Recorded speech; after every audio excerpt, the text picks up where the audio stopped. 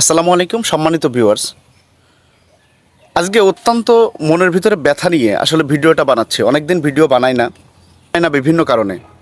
তারপরেও আজকে মনের ব্যথা নিয়ে আসলে ভিডিওটা বানাচ্ছি।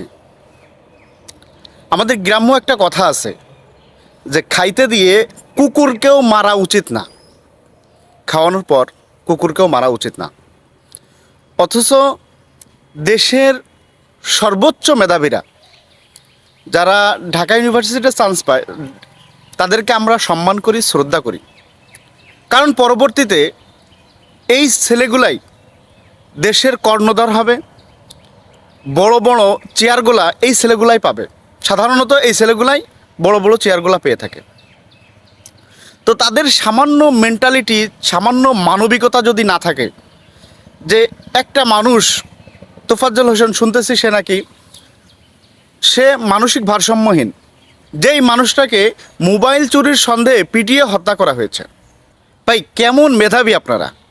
আপনাদের হাতে দেশের ভবিষ্যৎ, আপনারা দেশের বড় বড় চেয়ার দখল করবেন, চেয়ারগুলো আপনাদের কাছে থাকবে, আপনারা দেশটাকে পরিচালনা করবেন।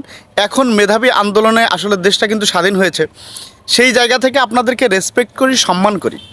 অথচ আপনাদের যে কর্মকাণ্ড, এতে অত্যন্ত ঘৃণা ভরে আপনাদেরকে স্মরণ করতে হচ্ছে। মানসিক ভারসাম্যহীন একটা লোক, যেই লোকটাকে, এই মানসিক ভারসাম্যহীন লোকটাকে আপনারা চিনতে পারলেন না?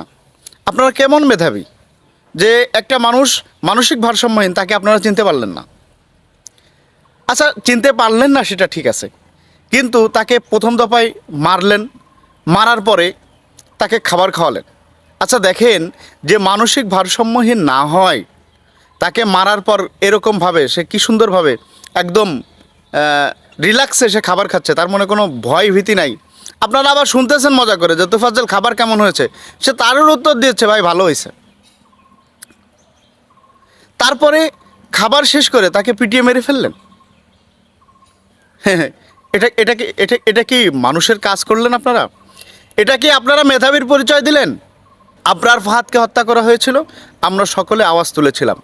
এই যে হত্যাকাণ্ডটা হয়েছে, এটার বিরুদ্ধেও আমরা সকলে আওয়াজ তুললাম।